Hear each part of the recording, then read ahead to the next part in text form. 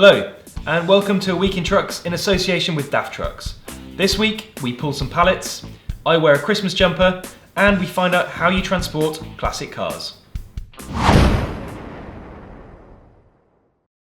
It's not often something we give enough thought to in this industry, but moving pallets can be a dangerous business. Sadly, last month a life was lost whilst unloading a palletised delivery in High Wycombe. Ahead of this tragic news, Chris Druce and Emma Schoen went to Europa Worldwide, part of Pallet line, for what is now a timely reminder of the dangers of moving pallets outside of a warehouse. You can buy pretty much anything online these days. If you want some new garden furniture, some concrete, some tarmac for the back garden, someone can bring it to your door on one of these. The trouble is, drivers are having to move the heavy pallets themselves, and they're making multiple drops a day on uncertain terrain. So I thought I'd come down to Europa's hub in Dartford. Europa are about to celebrate their 50th anniversary and move a lot of pallets themselves. I'm not actually going to be moving anything, so I brought with me news editor Chris Druce. Chris is going to start by moving some pallets in the warehouse, so it's a nice smooth ground. It's designed for work like this, so I'm expecting he's going to find it pretty easy. The pallet he's got is a tonne, so let's see how he's getting on.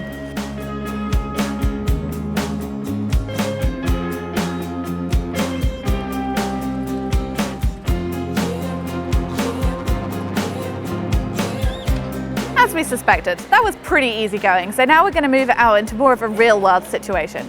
Chris is being shown how he might get a pump truck up onto a drop curb, as drivers might have to do multiple times a day to reach a home.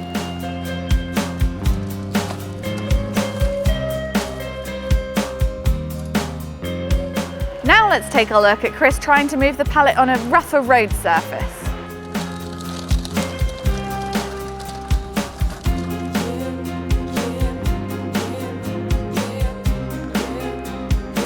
I think what we've illustrated here today is that this actually is a serious issue for the industry, that drivers are moving these heavy pallets day in, day out, up 20 or so times a day.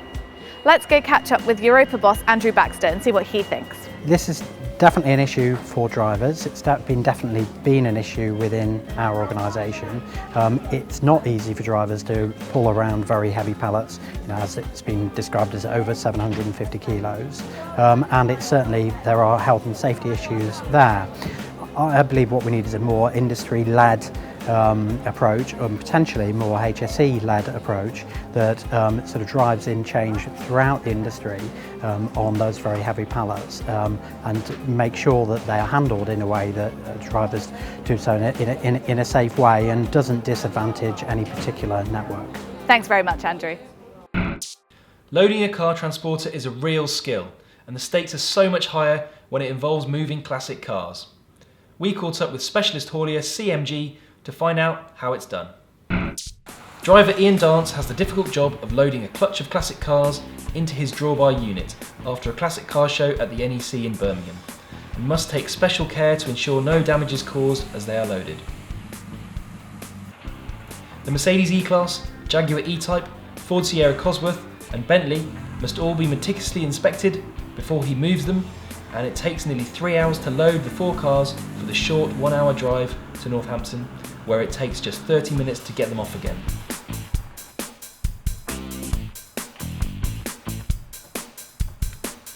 It doesn't stop there though, as he's straight back to the show to collect 2 Ferraris, another E-Type and a Chevrolet, all of which must be checked and loaded into his brand new Euro 6 DAF CF440, with a bespoke body and drawbar that costs just shy of £250,000 without the cars inside.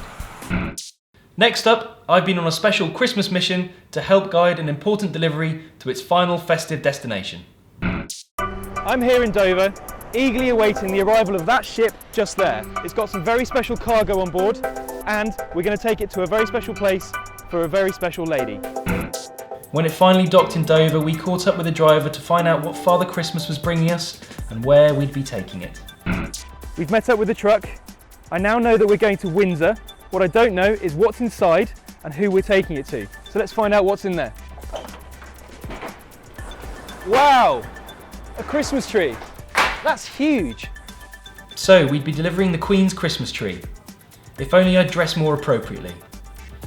Our job was to help guide the truck up the motorway, around the M25 and safely to Windsor Castle, where it would be unloaded the next morning and decorated with 2,000 handmade glass baubles that we were also carrying. This is Christoph.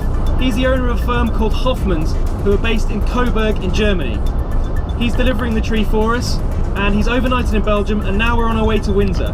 But there's a very important reason why Christoph is doing it, because he's the boss and he doesn't get to do this very often. So he wanted to make sure it was delivered personally by him.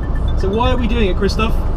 The Christmas tree is a present from Coburg. So it's a present from the town for the Queen. So it's a very important load. Of course, nothing ever goes to plan, and after hitting a lot of traffic around London, night time was fast approaching. My job was to guide Christoph right to the spot at the castle where the tree was to be placed. But not being familiar with Windsor, and with Christoph unsure of our narrow streets, it took a little longer than expected.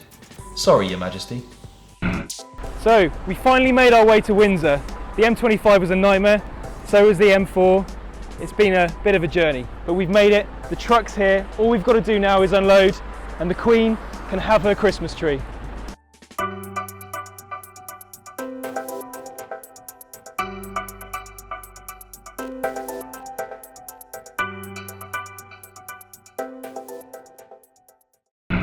Now for the results of our biggest competition yet. We gave one viewer the chance to win their way to a full HGV licence, thanks to our friends at EP Training. Now, let's take a look at the winning video. Every time I did go for my class 1, class 2, I always had a major setback from being from the wrong person at the wrong time. So now this is me fighting for what I really love, and that's the passion for driving, but bigger than my little van. Congratulations, I think they showed a real desire to want to become a truck driver. We wish them all the best with their training. You've been watching A Week in Trucks, thanks for watching, and if you like what you've seen, don't forget to subscribe or like the page.